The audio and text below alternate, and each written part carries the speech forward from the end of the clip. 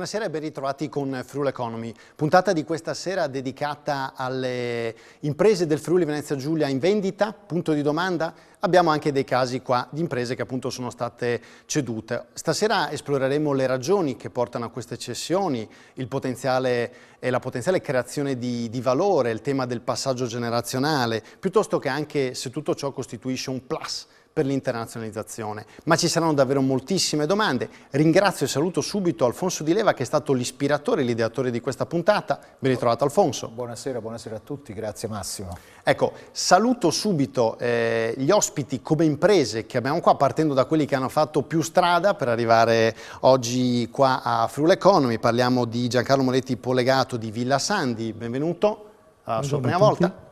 Poi abbiamo l'azienda che è stata da loro acquisita, tenuta a Borgo Conventi, rappresentata da Paolo Corso. Benvenuto anche a lei, Corso. Buonasera a tutti. Poi abbiamo, sempre tra le imprese, Venchiaredo SPA, rappresentata dal presidente Alessandro Driussi. Buonasera. Poi l'altro presidente, in questo caso invece di Caligaris SPA, Alessandro Caligaris. Benvenuto. Buonasera a tutti. Poi alla prima volta qua a Friuli Economy, Benedetta Terraneo dell'azienda Mico. Buonasera. Ed infine anche il signor Carlo Dallava di Doc Dallava. Benvenuto. Buonasera.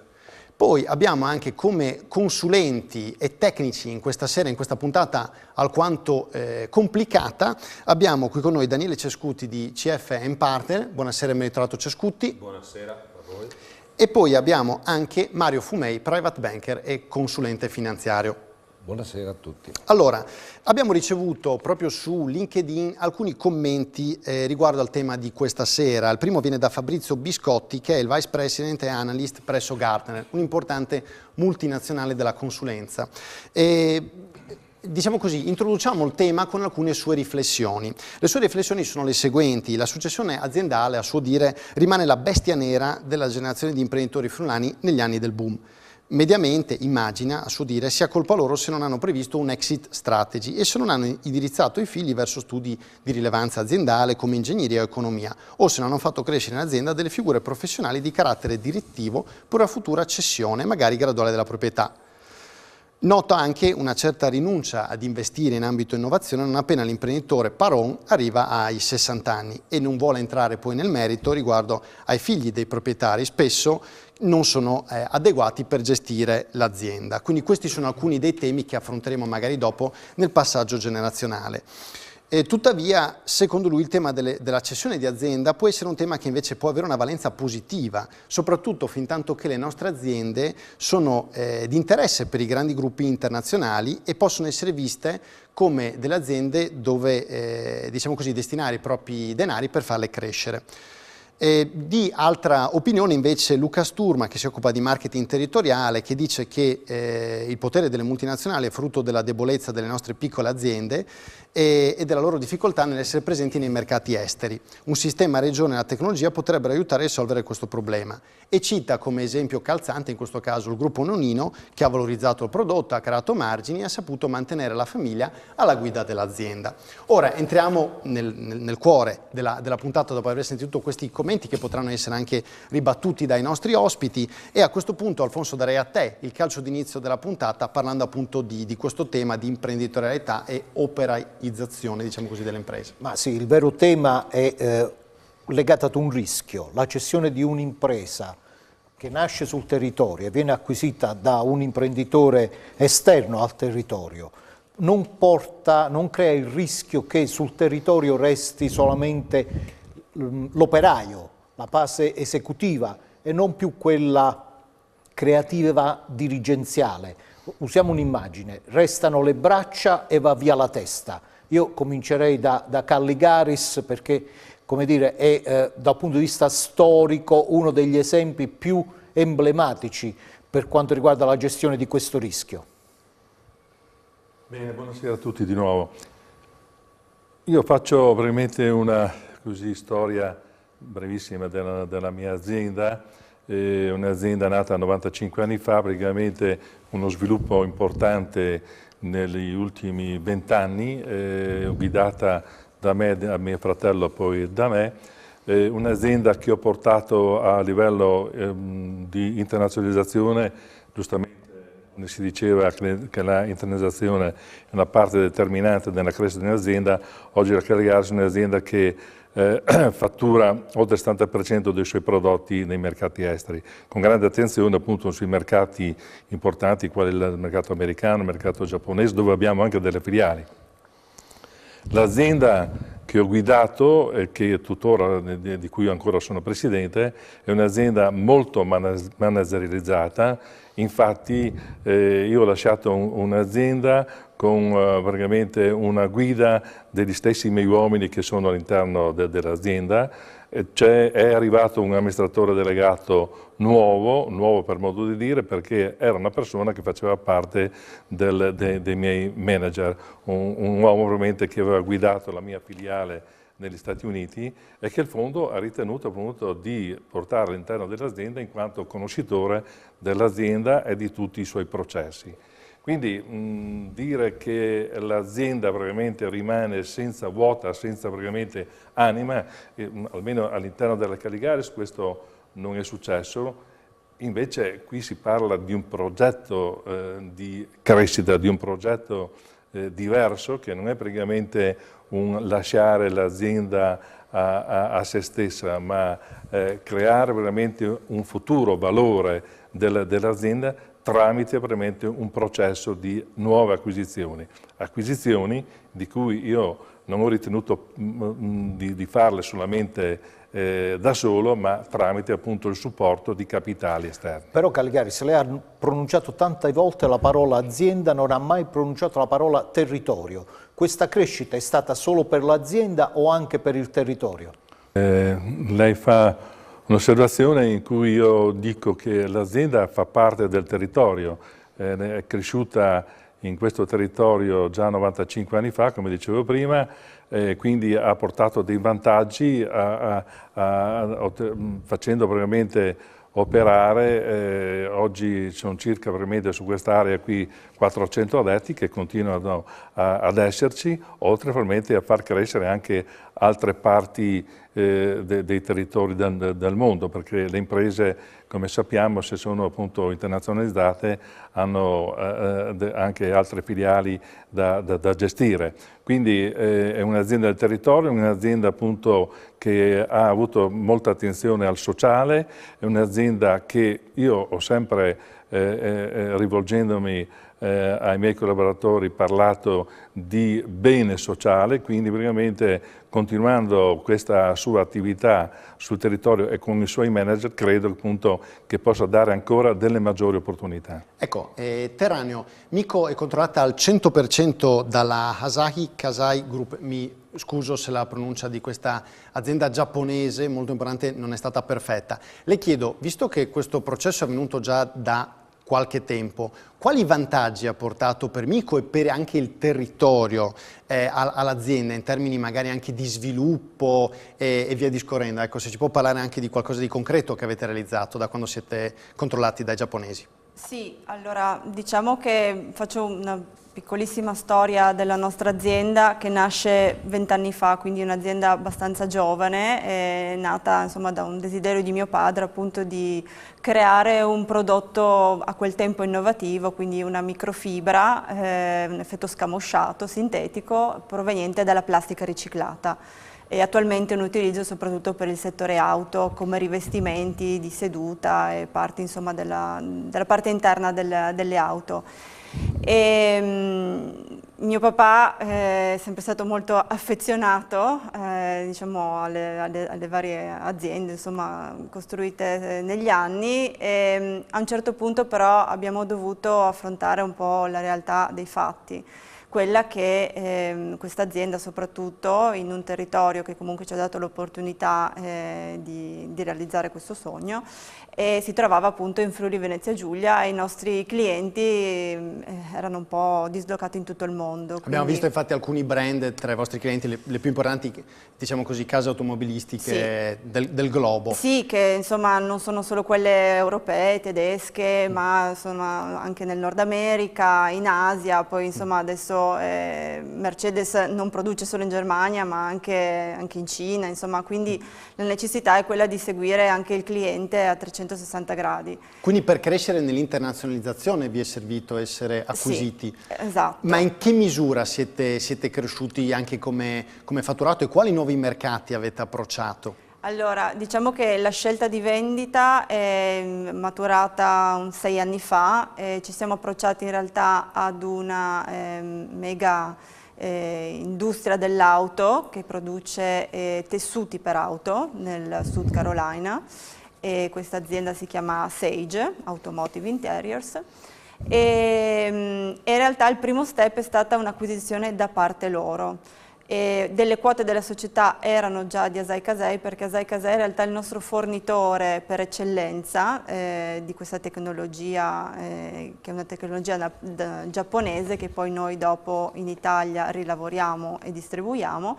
Quindi il primo step è stato appunto quello di affiancarci a Sage, perché loro erano un colosso nel mondo già dell'auto dei tessuti, quindi non un nostro concorrente, che avevano sedi e stabilimenti un po' in tutto il mondo. Quindi questo ci è servito molto per un fattore soprattutto di networking, di affiancarci già a dei loro uffici presenti, e quindi è stato diciamo, un passo quasi doveroso. Ma questo passo, mi perdoni, facendo questo passo, siete rimasti azienda o siete diventati solo un'unità produttiva di una multinazionale? No, questo ci ha permesso di crescere. Rimanendo azienda? Rimanendo azienda e rimanendo, diciamo, noi comunque della famiglia a gestire l'azienda, perché, e soprattutto questo è stata una cosa fondamentale, perché non è stato snaturato il nostro prodotto, non è stato snaturato il nostro team, anzi abbiamo avuto la possibilità di introdurre nuove persone al team, quindi facendo ulteriori investimenti. E quindi questo ci ha dato subito uno sbalzo. Adesso, giusto per dare qualche numero, per far capire anche la nostra crescita, nel 2010 diciamo, il nostro fatturato era intorno ai 10 milioni di euro, quest'anno abbiamo chiuso a quasi 100. Quindi nel vostro caso l'acquisizione per voi ha rappresentato un passaggio da imprenditori a manager? Sì. Questo insomma, bisogna ammetterlo, che tante volte, non dico chiedere aiuto, ma comunque affiancarsi a chi ha già le spalle un po' ed è un po' più strutturato, ci è servito tantissimo per essere in un attimo globali. Ecco, coinvolgerei l'altra parte della platea, poi chiaramente torneremo anche da quella degli imprenditori e dei manager. Chiederei a Cescutti, quando parliamo proprio di manager, quali sono i comportamenti alternativi che un imprenditore avrebbe potuto intraprendere per consentire la continuità aziendale senza arrivare a dover cedere quote della propria azienda?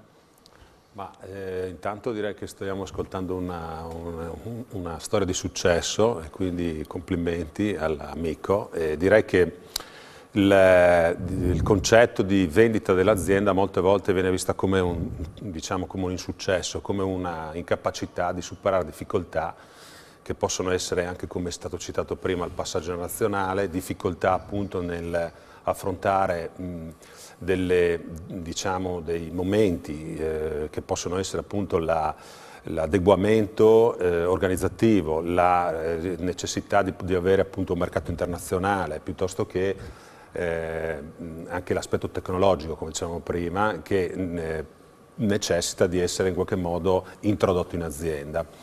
Quindi la vendita può essere un'opzione di valore quando fa parte di un'attività di programmazione dell'azienda, e conseguentemente la scelta verso la vendita. Diceva prima Caligaris. Esattamente.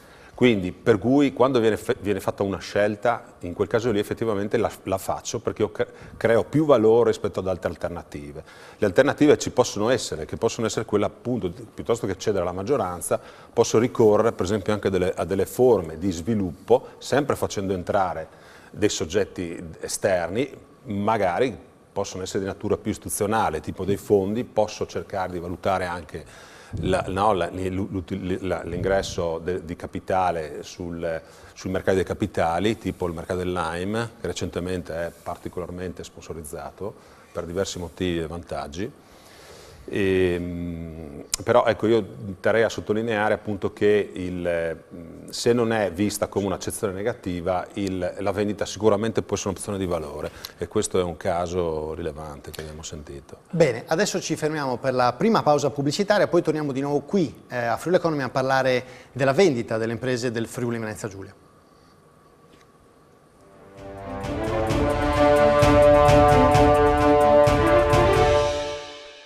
Di nuovo qui a Friuli Economy a parlare di imprese del Friuli Venezia Giulia in vendita. Alfonso, hai una domanda da fare? Sì, mi piaceva molto il ragionamento di Cescutti quando diceva la cessione dell'azienda è un fattore di creazione del valore. Allora, nel caso della cessione di Borgo Conventi, che è un'azienda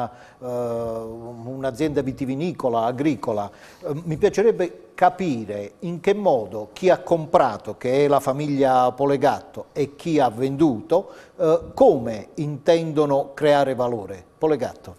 Beh, innanzitutto volevo anche precisare che non abbiamo comprato da una famiglia friulana, perché Borgo Conventi era di Gianni Vescovo, ma l'aveva venduta già nel 2001 alla famiglia Folonari. La famiglia Folonari io li conoscevo e mi sono innamorato appunto del Coglio, di questa bellissima territorio.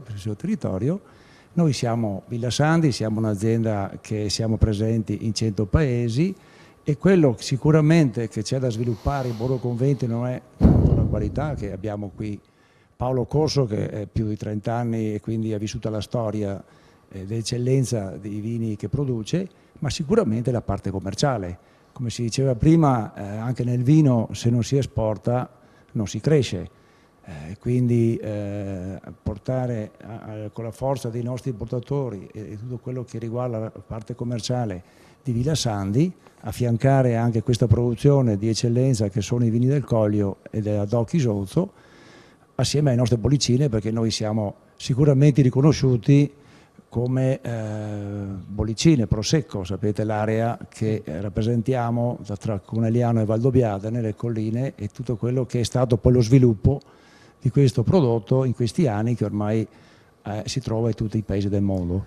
Corso è d'accordo che la leva commerciale è la leva che può far crescere di più l'azienda, o ci sono altre strade da percorrere per la crescita? Sicuramente in questo momento attuale, in questo momento economico attuale, il fattore più importante è il fattore commerciale, almeno per l'azienda, per Tenuta Borgo Conventi, perché l'azienda ha già una sua struttura, ha una storia, come dicevamo, ultra trentennale. Io sono in azienda da 30 anni, ma l'azienda è nata già prima.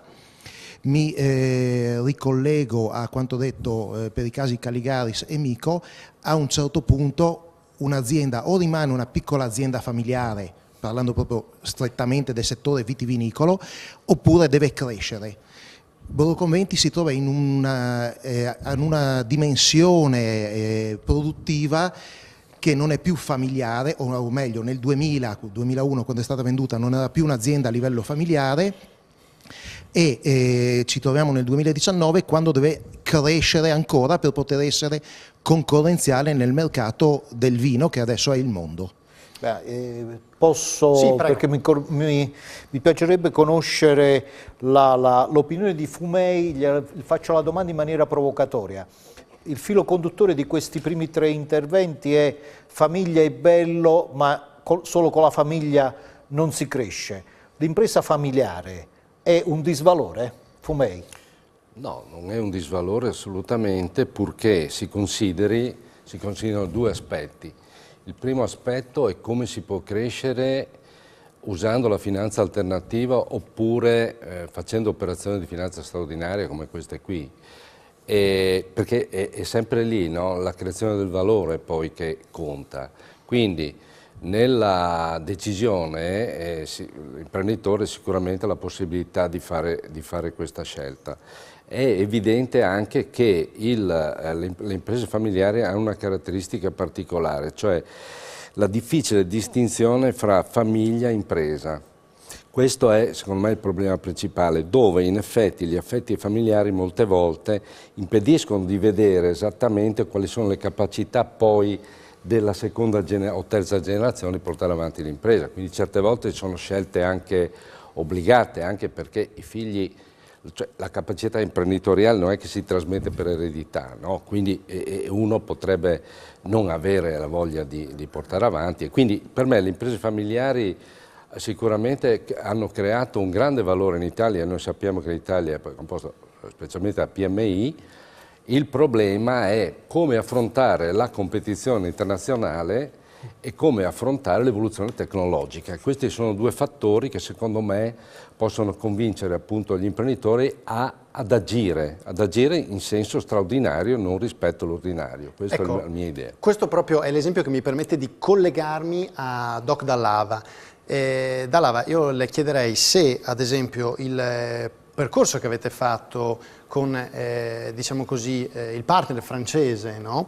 È stato dovuto più a un motivo di passaggio generazionale, oppure, come era stato dichiarato un po' nel comunicato, per penetrare meglio altri mercati internazionali rispetto a quelli dove eravate già presenti. Quindi se è stato più un discorso di penetrazione commerciale o più di un passaggio generazionale che nel vostro caso doveva ancora avvenire, sul quale magari lei non era convinto. Ecco, se si può spiegare questo aspetto qua.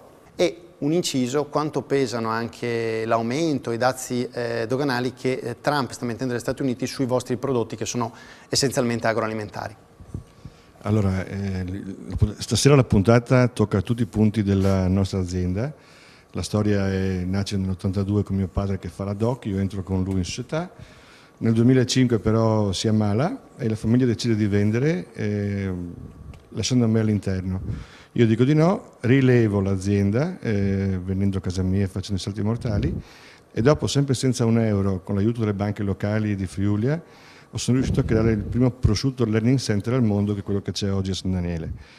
Siamo cresciuti dal 2005 al 2015 da 4 milioni di fatturato, siamo passati a 15 milioni, senza avere un euro in tasca, ma non era la mia preoccupazione, perché forte del team che abbiamo creato non ci sono limiti e non ci sono traguardi per noi, andiamo sempre in avanti.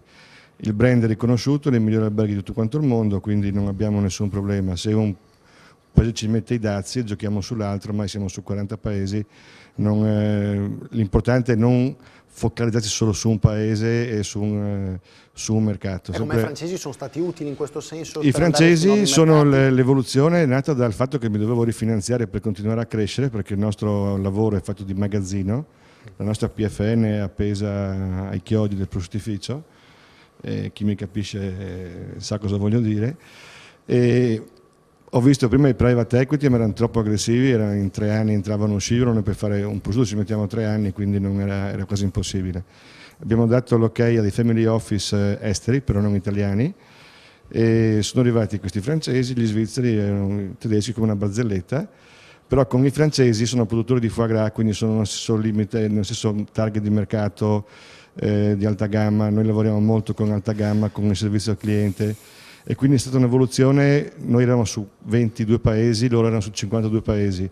Oggi, dopo 2 anni, siamo a 32 paesi e fra un mese parte il cantiere per il raddoppio dello stabilimento in Friuli, a San Daniele, anche perché noi viviamo di territorio, non possiamo spostare il territorio. Dall'Ava, infatti, nel suo caso sicuramente la creazione di valore non può non essere sul territorio, come nel caso delle cantine. Lei ha detto non ci sono limiti, andiamo sempre avanti.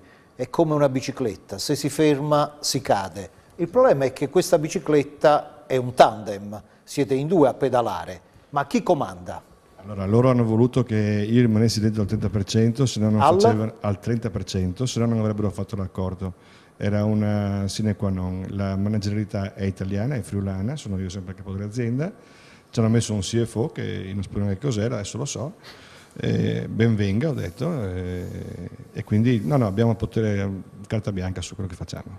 Ecco, girerei la stessa domanda a Venchiaredo, quindi a Driussi, cioè adesso che Granarolo è arrivato al 57,47% del vostro capitale, cioè tornando alla domanda che aveva fatto Alfonso all'inizio, non c'è il rischio che perderete la vostra testa, adesso mi passi la metafora, e diventerete più degli esecutori?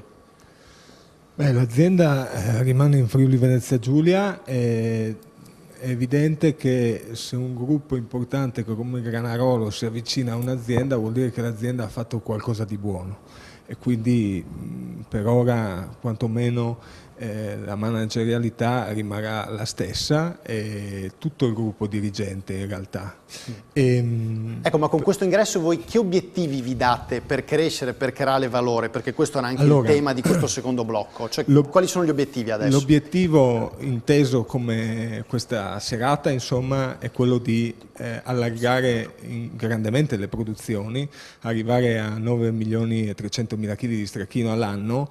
Col vostro brand o con quello Granarolo? Con il brand Granarolo e i brand che facciamo per la private label, ma fondamentalmente l'obiettivo primario che si pone Venchiaredo SpA da quando è nata, 50 anni fa, come Granarolo, perché nascono cooperative, è quello di valorizzare il prezzo del latte e quindi valorizzare le aziende nel territorio. Il latte che lavoriamo noi è quello dei nostri soci allevatori, e adesso con l'ingresso in Gran Latte da parte della cooperativa Venchiaredo lavoreremo anche il latte dei soci di Gran Latte che hanno in Friuli Venezia Giulia, e quindi anche questo latte verrà lavorato nel nostro territorio e creerà valore aggiunto nel nostro territorio. Ecco, due domande con più velocissime. manodopera. Scusa. Il marchio Venchiaredo rimarrà, perché non ho capito bene. Il marchio Venchiaredo rimarrà. C'è da dire che il marchio Venchiaredo ha un mercato che è soprattutto territoriale, perché non è stato investito a sufficienza, oppure molto più probabilmente perché in passato sono state prese delle scelte strategiche differenti. Noi siamo il più grande produttore in Italia per la private label, e quindi produciamo per tutti i grandi marchi di distribuzione organizzata, mi viene in mente Coop, eccetera. A me sembra che a questo punto della trasmissione abbiamo cercato di disegnare uno scenario abbastanza completo e interessante delle varie opzioni nella cessione delle aziende. Mi piacerebbe conoscere il parere di un analista, di un esperto. Fumei, che riflessioni possiamo trarre da queste 6 storie aziendali? Guarda, sono tutte storie di successo. Sono tutte storie di successo, non so chi l'ha detto prima, che hanno creato valore. In effetti non hanno creato un disvalore per il territorio, questo volevo dire. Diciamo che la filiera del food, vedo che qui fra gli intervenuti, fra prosciutti, vini e stracchino e vino. Sì, esatto. No, senza nulla togliere chiaramente a Caligaris e Mico, che sono delle aziende molto strutturate. Vuol dire che esiste la capacità imprenditoriale proprio anche nell'agri-food, e questo è secondo me una cosa molto importante. Secondo me hanno fatto le azioni che mi sembra siano state corrette per mantenere il valore e ampliare il valore dell'azienda, quindi secondo me non ho nulla da dire. Bene, tutti promossi. Adesso dobbiamo andare rapidamente in pubblicità e poi torniamo qua. Negli ultimi 2 blocchi affronteremo anche altre tematiche relative al passaggio generazionale, all'internazionalizzazione, ma anche alla finanza per gestire questo genere di operazioni.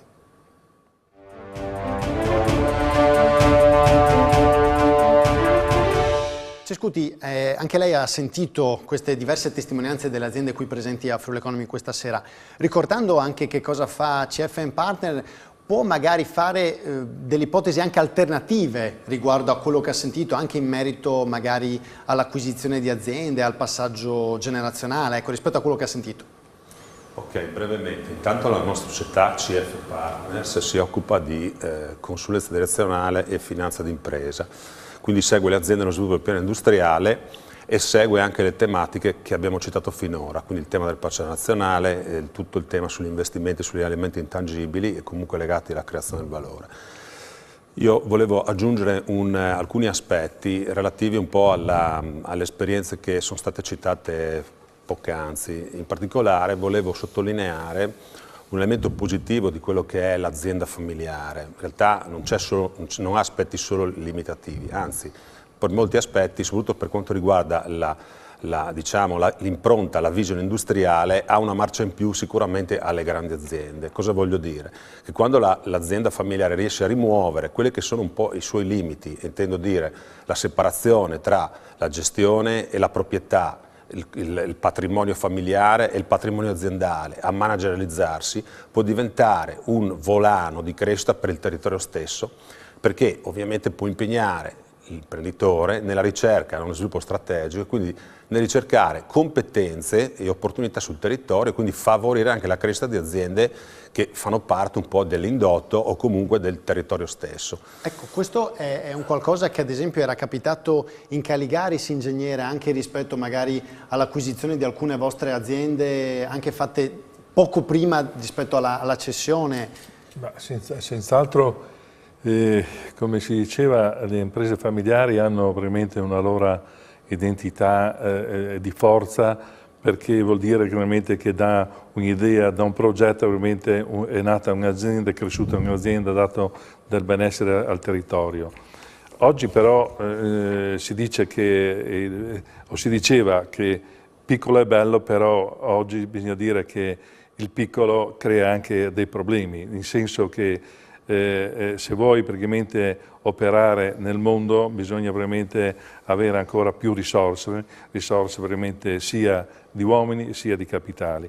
Ed è per questo che io anche all'interno della mia azienda, dopo aver fatto uno sforzo all'interno mio di aver riacquisito l'azienda che avevo ceduto 10 anni fa, quindi aver riacquistato il 40%, ho fatto uno sforzo veramente per dargli ancora veramente uno slancio. Ho acquisito un'azienda del territorio qui del Triveneto, probabilmente investendo quindi il patrimonio che è all'interno dell'azienda. Ho sempre lavorato, appunto, come dicevo, cercando di managerializzare e dividendo, come giustamente diceva Scuti, quello che è il patrimonio praticamente di famiglia rispetto a quello che è l'azienda.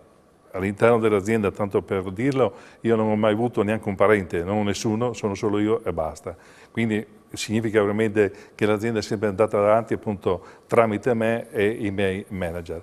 Però ci vuole fare una scelta poi, una scelta veramente che se si vuole proprio far crescere l'azienda bisogna trovare quel plus che significa appunto nuovi capitali per trovare nuove sinergie. Le sinergie, io credo, sono proprio attraverso la creazione di valore, mettendo altre aziende che sono sempre parte del nostro mondo, quindi aziende di illuminazione, aziende dei prodotti da ufficio, aziende di prodotti per l'area del contract, in quanto oggi la Caligaris fa solo prodotti per l'area della casa. Quindi unendo diverse aziende creare veramente una massa che possa essere più interessante per i mercati esteri.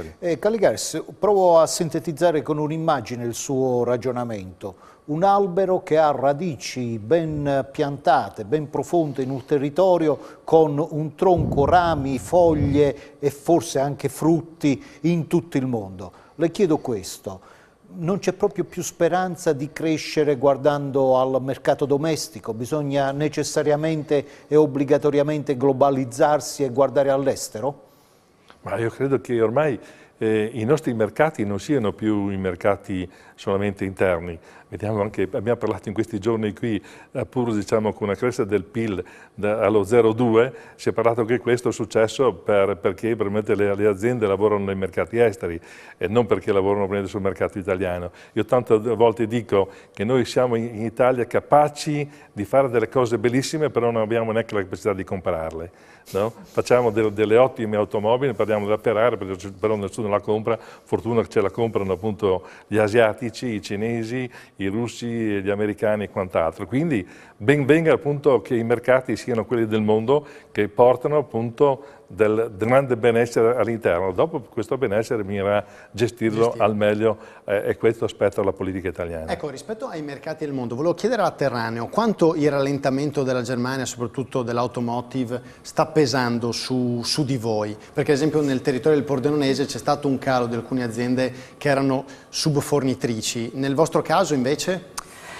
Ma devo essere sincera, stiamo vivendo una bella crescita, quindi se andiamo a vedere proprio dei casi proprio specifici, c'è stato il Dieselgate, insomma varie case automobilistiche sono state investite da questo scandalo che sicuramente ha gravato poi sui portafogli di queste case automobilistiche e adesso insomma, si risente di queste tematiche, di queste problematiche. Fortunatamente c'è un po' chi sale e un po' chi scende forse. E quindi questo vi ha permesso magari di controbilanciare? Beh, Certo. ricordiamo, mi sembra che Mico sia una delle aziende tigri del nostro territorio, aziende che crescono sia nel fatturato che nei margini di bilancio. Ci hanno definito un po' un'azienda lepre, perché negli ultimi 10 anni forse siamo stati l'azienda che è cresciuta di più in tutto il nord-est come sbalzo di fatturato, e questo è stato diciamo una cosa che ci ha favorito in un momento in cui l'auto era in crisi, perché in realtà tutto questo nostro successo che stiamo adesso vivendo nel caso proprio specifico dell'automobile è nato dopo la grande crisi del 2008 delle case automobilistiche. Posso chiedere una cosa a Polegatto? Perché sì, e poi dopo io ce n'è una a corso. Ecco, perché è l'unico extra regionale. Questi racconti di Caligaris e del Terraneo mi fanno venire in mente una cosa. C'è un appeal per chi vive fuori di questa regione? C'è un appeal di questo territorio per investimenti? È un territorio che ha un suo plus proprio per le storie imprenditoriali che ci hanno raccontato Terraneo e Caligaris? Direi che nel settore vitivinicolo sicuramente il Friuli, il Collio, queste aree qua sono sempre state l'eccellenza della viticoltura italiana. Forse in questi anni sono stati un po' dormienti, se posso permettermi, rispetto, non so, all'Alto Adige, che sono stati in questi anni molto più dinamici. Parliamo del centro-sud, una volta i vini bianchi di eccellenza si aveva Collio e poi non si aveva mica tante altre cose. Oggi sapete che dalle Alpi alle Piramidi la qualità c'è e quindi bisogna aggiungere alla qualità anche qualcos'altro. Volevo anche aggiungere un'altra cosa, che oltre alle acquisizioni, parlo di un'esperienza personale di Villa Sandi, nel settore vinicolo, che è molto frammentato, come sapete basta che uno di voi sia passato per i viniteri qualche volta, vede migliaia di aziende, tutti devono vendere, e tante piccole, sentiamo tanti piccoli rispetto al Nuovo Mondo, rispetto alla California, rispetto agli australiani, eccetera. Quindi noi, ad esempio, ci siamo messi assieme 8 aziende in Italia, abbiamo creato una rete di imprese, ognuna rappresenta un'eccellenza, da Planeta in Sicilia a Frescobaldi in Toscana, per dire Fontana Fredda in Piemonte, Villa Sandi, eccetera, per affrontare proprio i mercati mondiali.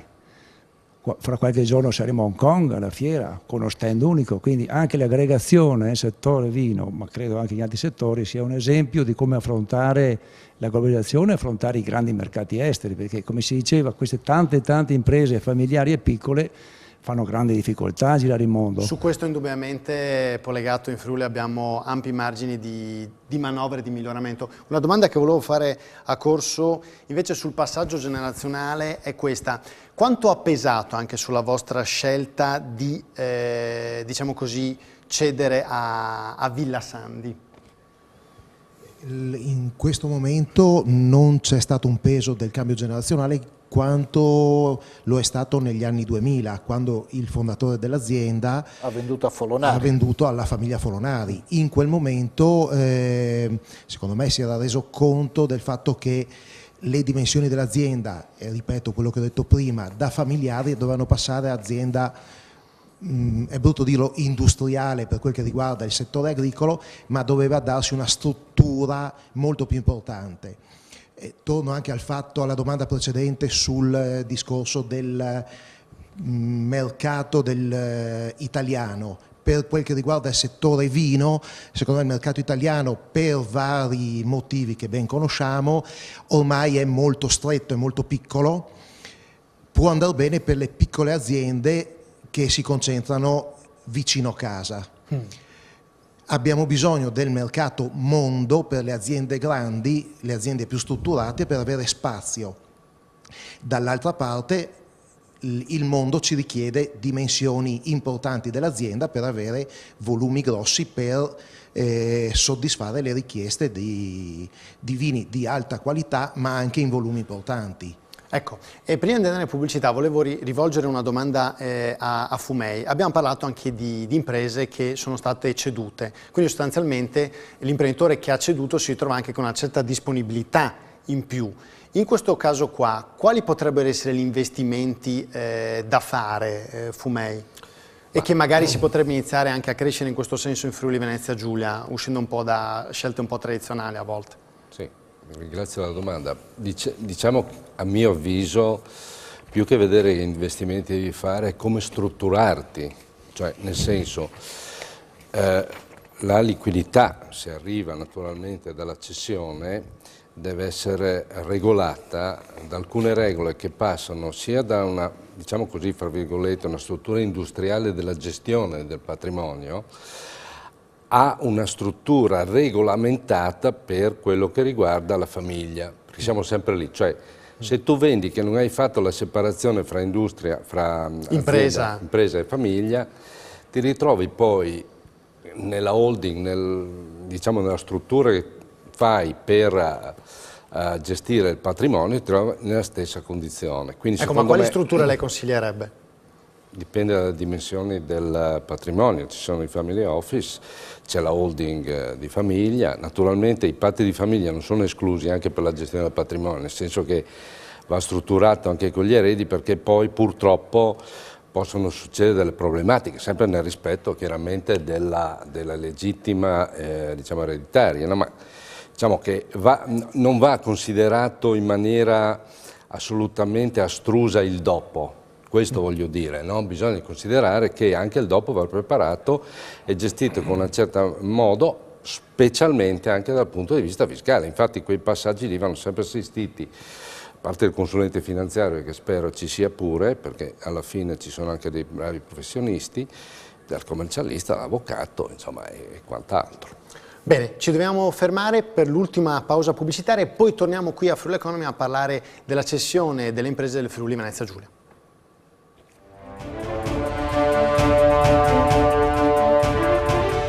Eccoci qua di nuovo a Friuli Economy, ultimo blocco. Allora, domanderei a Dall'Ava, sempre nel comunicato nel quale entrava il nuovo partner francese si parlava di un progetto interessante di cui lei prima ha solo accennato brevemente, vale a dire il fatto che il partner francese in Francia avrebbe, diciamo così, spinto i prodotti di Dall'Ava, quelli made in Friuli Venezia Giulia, viceversa lei nelle sue attività, nei suoi locali, avrebbe, diciamo così, promosso anche i prodotti francesi. Ecco, questo progetto ad alcuni anni di distanza ha funzionato oppure questi due colossi enogastronomici, cioè Francia e Italia, fanno fatica un po' a scambiarsi i prodotti nei gusti un po' della gente? Ecco.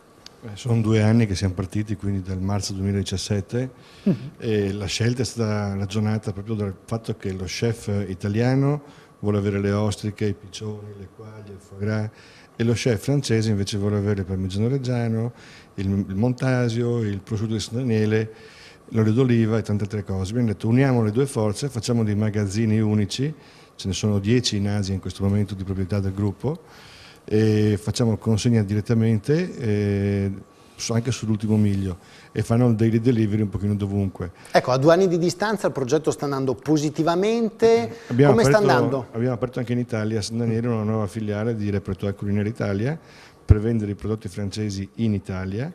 È stata una scommessa, loro hanno voluto aprirla subito tutti quanti i costi, mi hanno messo socio anche lì dentro, quindi è solo l'inizio di un percorso. Loro non sono una multinazionale, non vogliono che si dica così, è una famiglia, padre e 2 figli con i quali io mi sento praticamente giornalmente, e l'idea è quella di abbandonare o sottrarre l'ascia di guerra tra Francia e Italia, anzi sfruttare le due cose in maniera con una logistica unica. Perché secondo lei si può fare? Sì, sicuramente.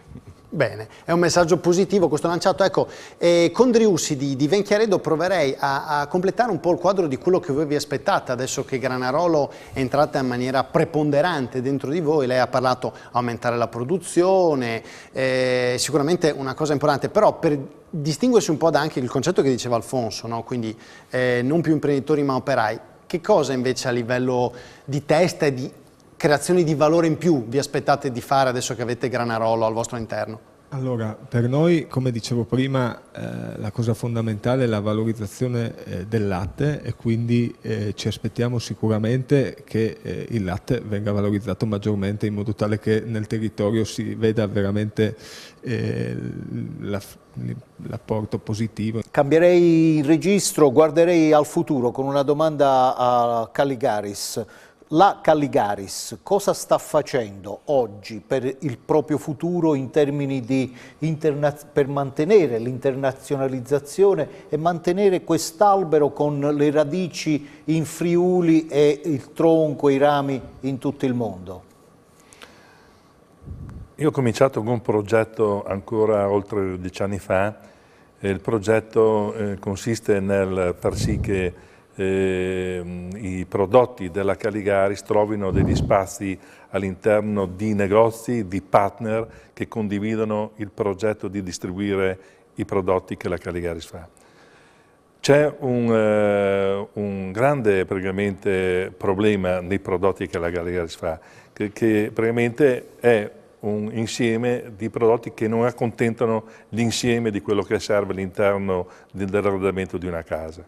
Quindi per poter far sì che i nostri partner abbiano maggiori soddisfazioni nella vendita e quindi nel loro conto economico, la Caligaris non deve soffermarsi solamente a vendere i prodotti del cosiddetto core business. Core business intendo dire la sedia, il tavolo, dei complementi e quant'altro, ma deve veramente proporre anche altri prodotti che formano quindi la complessità dell'offerta per creare un buon arredamento di una casa. Quindi il divano, l'illuminazione, i complementi, può essere il tappeto, un piccolo accessorio e quant'altro. Per fare questo appunto bisogna creare quindi sinergie maggiori acquisendo o praticamente associandosi a aziende di questo tipo. Abbiamo sentito prima che essere praticamente propositivi nel mondo significa veramente aggregare più prodotti e quindi essere vicino veramente al mercato dando più servizio. Questo è quello che sta facendo la Caligaris, quindi creare veramente un pacchetto, un insieme di prodotti, che è quello che stiamo facendo, essere distribuiti nel mondo attraverso dei partner che condividono la nostra strategia distributiva e quindi che vendano con l'insegna Caligaris l'insieme di prodotti che la Caligaris veramente produce e che produce attraverso le altre aziende che acquisisce o che andrà ad acquisire. Ecco, Cescuti, oltre agli strumenti della vendita, ci sono anche altri sistemi per acquisire finanza alternativa che consenta lo sviluppo e la prosecuzione di un'azienda?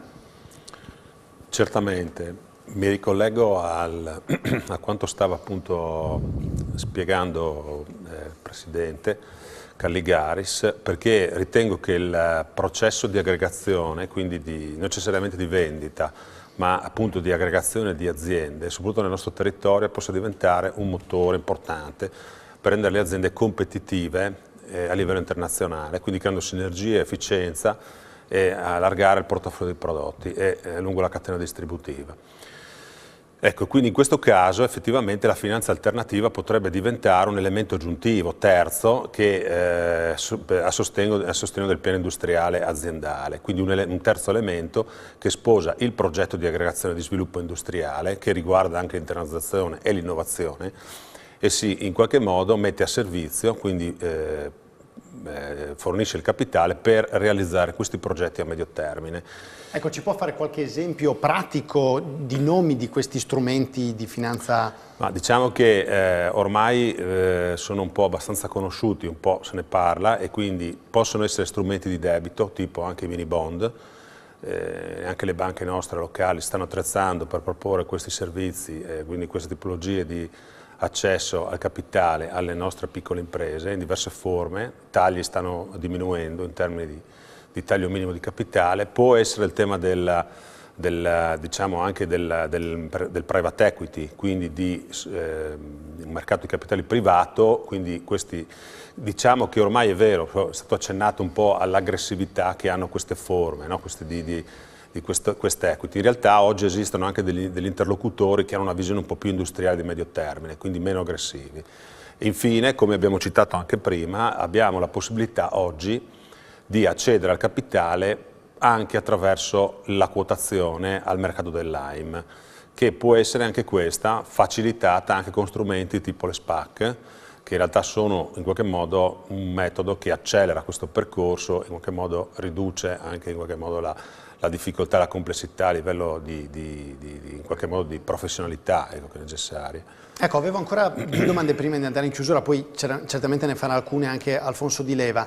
Una domanda che chiederei intanto di prepararsi la risposta a Moretti Polegato. È molto interessante questo aspetto sulle differenze di mentalità Veneto-Friuli. Lei prima ha citato la capacità di esportare, la capacità di fare rete. Magari mentre sto per fare la domanda laterale, pensi a quale altra cosa le viene in mente dove voi veneti avete qualche cosa da insegnare a noi friulani proprio anche a livello concreto.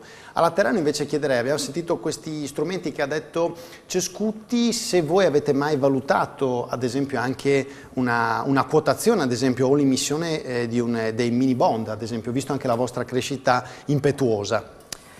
Quotazione all'AIM ovviamente. Sì, non credo che questa strada sia ancora stata, diciamo, presa in considerazione. Adesso tutta la parte proprio del vivo di gestione della finanza è sotto controllo appunto dei nostri partner giapponesi, che da luglio dello scorso anno hanno acquisito la maggioranza delle quote anche da parte di questa società americana che ci aveva acquisito. Diciamo che è un discorso molto più complesso, anche perché la parte operativa rimane qua in Friuli, la strategia, la valorizzazione, gli investimenti vengono, diciamo, presi ai piani alti. Per piani alti intendo anche proprio i piani alti di un edificio che c'è in Giappone, a Osaka, di 50 piani. Questo è il tema. Questo infatti ci ha risposto alla domanda di prima. Ha risposto alla prima domanda, sì, ma è questo molto proprio bene, il tema. ci siamo arrivati. Però posso aggiungere, in realtà forse quando si parla di strategia, qui stiamo parlando di strategia di gruppo, ok? In realtà l'amico ha una sua identità, una sua strategia. Questo non vuol dire necessariamente vada in conflitto, no, con il depauperamento. Potrebbe essere anche una proposta che Nico fa in Giappone, che è quella autonomia che viene riconosciuta in questo momento. La vendita, la cessione dell'azienda ha fatto venire meno l'autonomia. Ma poi non ha bisogno di finanza straordinaria, perché gliele danno al Giappone la finanza straordinaria. E chiederei adesso... Io credo che qui ci siano c'era veramente una tecnologia che praticamente è stata portata all'interno dell'azienda, e senza questa tecnologia questa azienda non andava avanti, e quindi aveva avuto meno opportunità, e allo stesso tempo appunto oltre alla tecnologia ci sono dei capitali e delle strategie che è logico che deve essere condotte da chi ce le ha. Però non è detto appunto che questa azienda sia rimasta sul territorio e che porti benessere al territorio. Se questa azienda qui da 20 o 30 fa 100 milioni di fatturato e assume dei dipendenti, dei collaboratori, significa porta veramente benessere. Che dopo la testa pensante non sia qui è logico, fa parte anche di una strategia di gruppo che è determinata appunto diciamo che quello che è rimasto sicuramente nel territorio è la passione. Perché questa è nata e si sviluppa e continua a crescere qua. Mi rispondete con una battuta: sul territorio è rimasta la passione, è rimasto anche il valore, Caligaris? Io credo di sì che il valore è rimasto, perché l'azienda paga le tasse sul territorio, fa lavorare le persone del territorio, i fornitori sono qua del territorio, o italiani o esteri, comunque, quindi è un benessere sociale e che condivido, che ancora ci dovrà essere. Se l'ho fatto questa operazione, l'ho fatta proprio pensando al futuro. Io sono un imprenditore e continuo ancora ad esserlo, sono partecipe ancora ovviamente all'interno dell'azienda, ma parlavate appunto prima di capitali, io i capitali li porto ancora probabilmente investendo in aziende che non è solamente la Caligari, ma in tante altre aziende industriali, e quindi praticamente oggi ho la passione e la continuo ad avere proprio per avere risultati per le aziende che, come avete detto, da familiari hanno bisogno di diventare aziende non multinazionali, ma aziende managerializzate. Che sopravvivano, insomma, esatto, perché cambiamenti per avete detto voi, mondo. l'azienda managerializzata è l'azienda che fa sì che sia di maggior qualità, perché non guarda solamente veramente la famiglia, ma guarda veramente il benessere dell'azienda stessa. Ecco, prima di andare alla risposta, darei la parola a Villa Sandi, che gli avevamo detto. Sì, mi diceva cosa vediamo noi il Veneto. Sì, che cosa secondo voi ancora potremmo imparare da voi? Ma io direi che abbiamo sempre guardato il Friuli come un'eccellenza. Parliamo del settore vinicolo, è sempre stato un punto di riferimento. Direi che noi veneti forse in queste ultime generazioni abbiamo più dialogo, perché anche il fenomeno Prosecco, è successo il Prosecco, è che abbiamo dialogato assieme attorno a un tavolo tra cooperative, agricoltori, siete riusciti a tutelarlo, cosa che sulla ribolla dobbiamo ancora una cosa assieme. Sì. Qui mi sembra che ci sia un po' più meno difficoltà a comunicare. Anche un altro aspetto importante del vino, il vino è anche turismo. Qui non era un turismo come hanno fatto in Toscana, noi abbiamo seguito anche il Veneto, credo che qua anche nel Friuli si possa sviluppare molto anche questo aspetto. So che il prossimo marzo 2020 ci sarà anche un grande evento che riguarda proprio internazionalmente, parla di turismo qua in Friuli, quindi anche questo è un aspetto che se si mette assieme si va da qualche parte, se no è difficile, vero, affrontare il futuro. È d'accordo Fumei? Completamente sì, perché le reti di impresa poi alla fine proprio si configurano perfettamente in quel settore lì in particolare, no? Noi qui abbiamo produzioni vitivinicole veramente un po' small, no? E indubbiamente per affrontare i mercati esteri non puoi farlo, non c'è niente da fare. Qua ci vuole 1 milione di bottiglie. Anche... Sì, io non sono del loro settore, ma sì.